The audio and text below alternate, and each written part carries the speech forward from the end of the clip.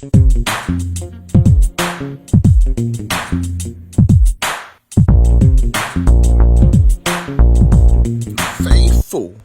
Niner Empire. What's good? You know who it is. It's your boy, Jay in the Bay. It's the time for mock drafts has come to an end. This is Jay in the Bay's final mock draft for the 49ers. Obviously, it's draft day. I can't wait till 5 p.m. I guess technically 5:45 when the Niners will actually pick. But let's go with the final mock draft for the San Francisco 49ers. It'll be a 7-round draft. And let's get this thing started. Now, I want to make a trade before I start the mock draft. And I want to trade back in to the later rounds of the first round. Try to get one of the upper echelon players that could add some talent to the 49ers. I think I'm going to try to trade with Cleveland at pick 26. And hopefully a wide receiver will be there. Now let's see what we can do with Cleveland. So Cleveland has 26 overall pick, so we want to select that. And we will offer them our 43rd, 155, and a second round next year. Let's see if Cleveland is interested in that.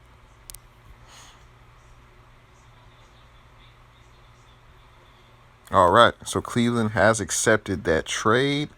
So we now have the 3rd overall pick, and then we have the 26th pick in the first round. So let's start the draft, faithful. Okay, of course, Jags take Trevor Lawrence.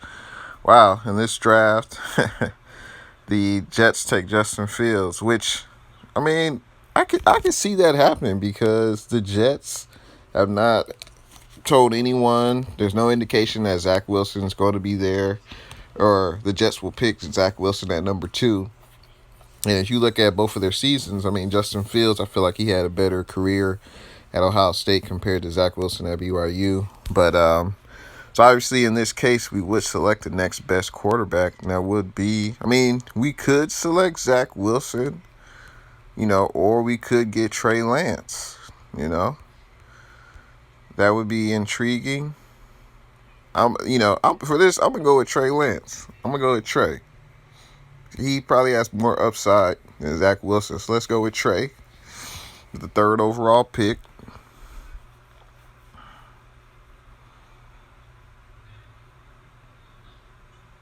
But that would be very interesting if the Jets take, if the Jets take Justin Fields.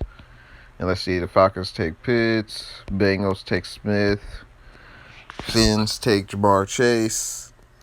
All right, Mac Jones goes to Denver. Panthers take Zach Wilson. Let's see, Micah Parsons, I believe the first defensive player off the board. Yep, Micah Parsons, linebacker, going to Philly. And let's see who else is available. A few corners are off the board. All right, so we have pick number 26. And the reason why I wanted to trade up into the first round, I wanted to get a top flight receiver. Now, I was looking at Rondell Moore from Purdue. But let's take a look at Elijah Moore from Mississippi. So it says, for Elijah Moore, you won't find a slot receiver with more tough catches on tape than Moore. He hauled in 73% of his contested catch opportunities this past season during his 1,193-yard campaign. That physicality makes me think he can hack it on the outside in the NFL. Okay. And he's got a 91.2 grade. Now, that's intriguing with Elijah Moore. I didn't even think he would be available. But let's see about Rondell Moore. Moore is a different breed of athlete for the position.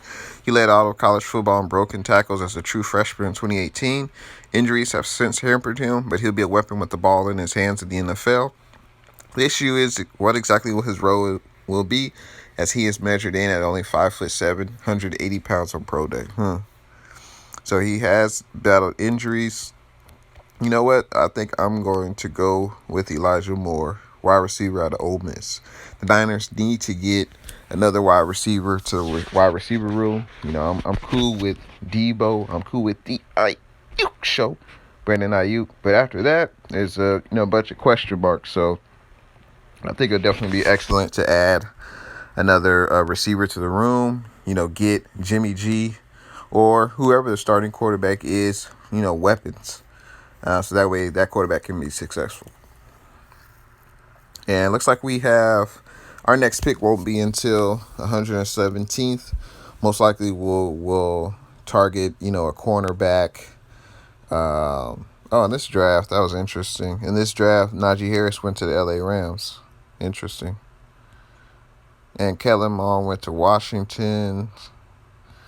But yeah, we'll probably target either a corner, interior offensive lineman,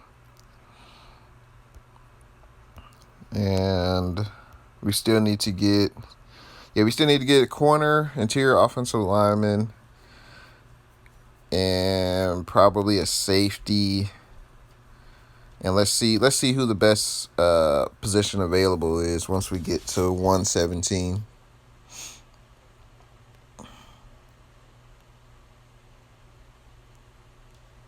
And 117 will be a pick in round 4.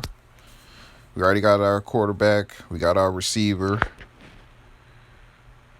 And let's see what position is the best. So looks like there's a receiver available. Not going to get that.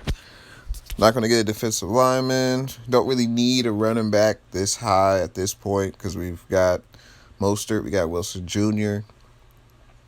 We got Hasty, and then we signed Wayne Gallman for the New York Giants.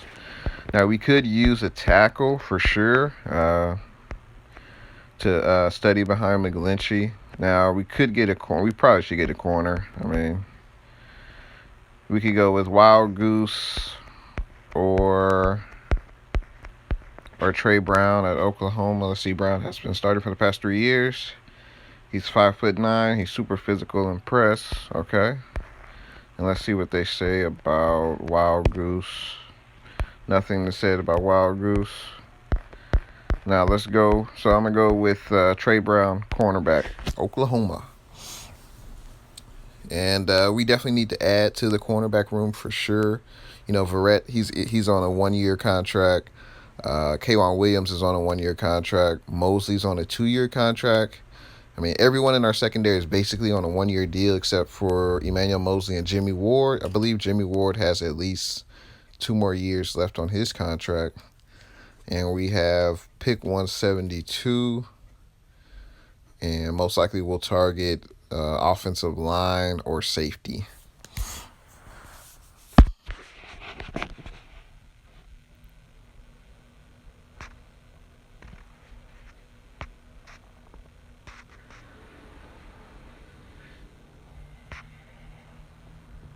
And as pick 172 comes up, most likely we'll draft the best player available within the interior offensive line or tackle or safety.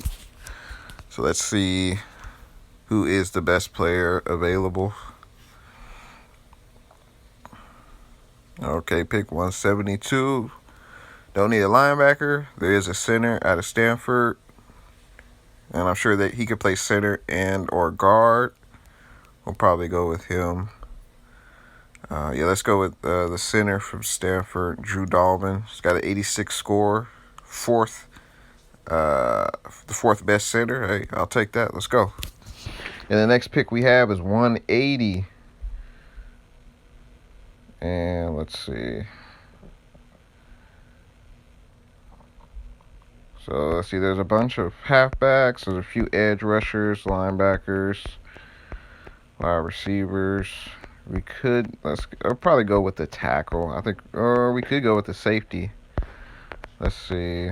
What's this tackle rated? Tackle was only rated to 64. What was the safety rated? Now there's no grade for him. Chris Brown. He has an 80. Let's go with Chris Brown, safety out of Texas. Because we do need to add some more young talent to that safety position. Our next pick is 194. And I do want to get a tackle. We could get another guard. Or tight end. We'll probably get tackle. I think we need to get another tackle. He's got a 77 grade. What does he have? He has an 80. So let's go with him. Larry Baum, tackle. He'll add depth to the offensive line, and we need someone behind McGlinchey. Because unfortunately, I don't think McGlinchey will sign long-term here. I'll be surprised. We were already backed up the Brink truck for Trent Williams. So I'd be surprised if the Niners spend, top 5, top 8 money on a right tackle. Usually the left tackle makes, the more lucrative salary. And usually that's because, the left tackle protects the quarterback's blind side.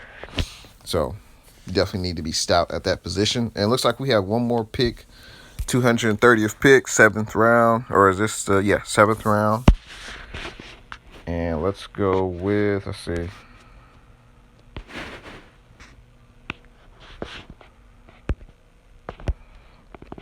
There's a center, there's an edge rusher, halfback. You know what? I'll probably go with the halfback. If he doesn't make the squad, he can always go on the practice squad. Because all of our running backs are basically, I think, are on one-year deals too. I think Mostert might have 2 years left on his deal. Let's see, there's Javian Hawkins, Jamar Jefferson. I think I'm probably going to go with Jamar Jefferson out of Oregon State. Yeah, let's go with Jamar. I think that's great value. 7th round pick for a running back.